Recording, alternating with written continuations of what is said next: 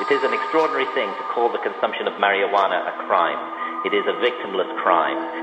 The sampling a plant which has been with humanity since the beginning of time, for that to be called criminal is insane. People do have preformed views which are not based on their own experience, but simply what they've heard on the news media, and they haven't really paused to sit down and analyze these views properly. We have to accept and admit that certain plant products, such as these ancient hallucinogens that shamans use, are entirely beneficial in their interaction with the human race. This is what governments are afraid of. They are afraid of a citizenry that is fully conscious. They actually want us to be unconscious. They want us to simply focus on this alert, problem-solving, competitive mentality that makes us good consumers and good competitors in the business place.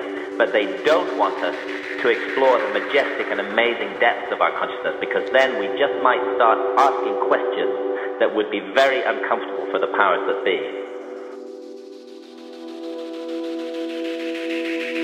And they don't care that it is a fantastic pain reliever, which it is.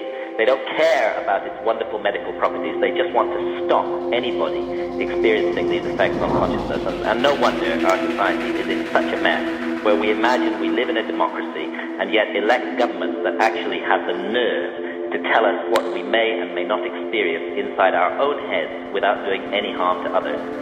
There is so much hypocrisy, so much humbug in government positions on these matters.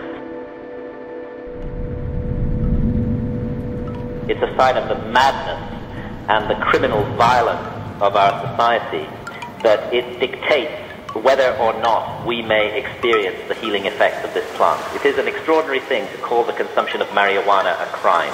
It is a victimless crime, if it's a crime at all. An individual alone in his or her own house, sampling a plant which has been with humanity since the beginning of time, for that to be called criminal is insane. We live in an insane society that believes it has a right to patrol even our consciousness, not only to tell us how to behave out there in public, but to tell us actually what to think and what to experience. And that's the main objection to marijuana by our government.